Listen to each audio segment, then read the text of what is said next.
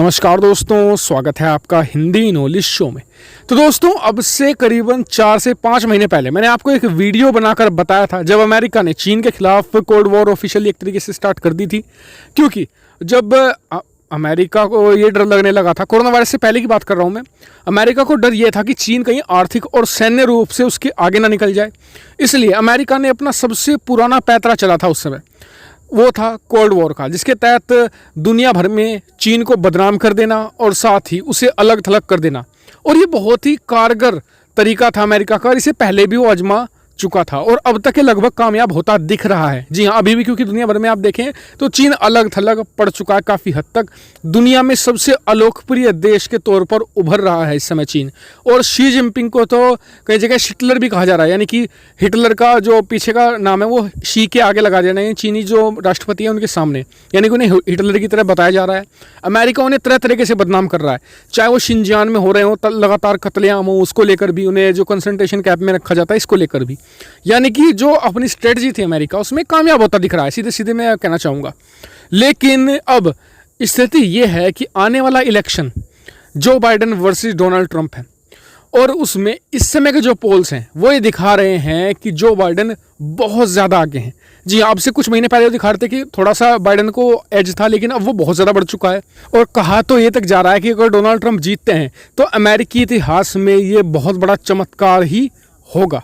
तो खैर, हार जीत तो हम बाद में छोड़ते हैं, लेकिन स्थिति ये बताई जा रही है कि अगर जो बाइडन इलेक्शन जीत जाते हैं तो कोल्ड वॉर वो सबसे पहले ख़त्म करेंगे, क्योंकि उन्होंने पहले कह दिया अपने मैनिफेस्टो में कि चीन के साथ जो इकोनॉमिक वॉर चल रहा है उसे ख़त्म करेंगे और अभी के लिए स्थिति वो सुधारेंगे चीन के साथ। और इससे चीन की स्थिति दुनिया भर में मजबूत हो जाएगी, उसे समय मिल जाएगा दुनिया में एक बार फिर से अपना आधिपत्य स्थापित करने के लिए, जो भारत के लिए बुरी बात होगी। तो ऐसे बहुत सारे रक्षा विशेषज्ञ हैं कि ऐसे में भारत क्या करे कि चीन को पूरी दुनिया में अलग थलग किया जाए और उसे बैकफुट पर लाया जाए। ऐसे में सभी लोग ये सुझाव दे रहे हैं कि भारत के पास एक ऐसी चीज़ है जो चीन के खिलाफ सबसे कारगर साबित होगी, सबसे बड़ा हथियार होगा। और ये हथियार ऐसा है कि आज तक का इतिहास में जब भी इस्तेमाल हुआ है हमेशा सक्सेसफुल रहा है, चाहे वो देश जिसके खिलाफ इस्तेमाल हुआ कितना ही बड़ा ताकतवर, कितनी बड़ी मिलिट्री वाला कि देश क्यों ना हो, कितने उसके पास पैसे क्यों ना हो, वो तबाह ही हुआ है। उदाहरण के तौर पर यूएसएसआर। तो क्या है वो हथियार? वो हथियार है कोल्ड वॉर। विशेषज्ञ बता रहे हैं कि अगर अमेरिका कोल्ड वॉर खत्म करता है तो भारत को तुरंत चीन के खिलाफ कोल्ड वॉर का जो मोर्चा है खुद संभाल लेना चाहिए।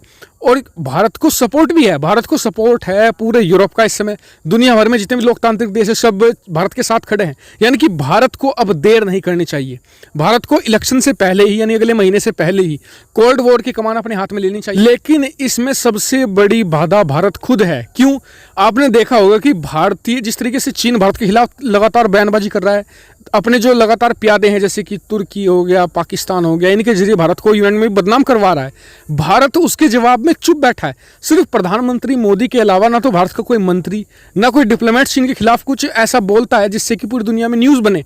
यही तो डोनाल्ड ट्रंप के सबसे बड़ा हथियार क्या है? क्यों इलेक्शन जीते हैं? वो न्यूज़ बनाते हैं और दुनिया भर में अपने अपोनेंट को बदनाम इतना कर देते हैं कि लोग उन्हें एक तरीके से वोट नहीं देते।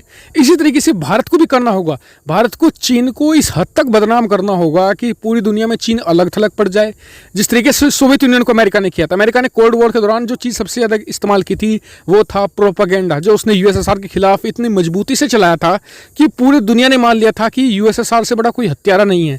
जी हाँ, और उसे अलग थलग कर दिया था। इकोनॉमी उसकी टूट गई थी और ऐसी टूटी कि आज तक रूस जो उसका एक तरीके से सक्सेसर है वो खुद अपनी इकोनॉमी नहीं संभाल पाया है। तो यानी कि ये हथियार बहुत ही मजबूत है। अब जरूरत यह है कि अमेरिका से पहले, जब मतलब कि इलेक्शन से पहले ही जो कोल्ड वॉर की कमान है भारत अब खुद अपने हाथ में ले ले, इससे पहले कि बहुत ज़्यादा देर हो जाए। आपका क्या कहना है इस पर? कमेंट करके मुझे जरूर बताएगा। साथ ही चैनल को सब्सक्राइब करना भूलिएगा ऐसी बहुत सारी डिफेंस, फॉरेन पॉलिसी और फाइनेंस रिलेटेड वीडियो के लिए। Thank you for watching video.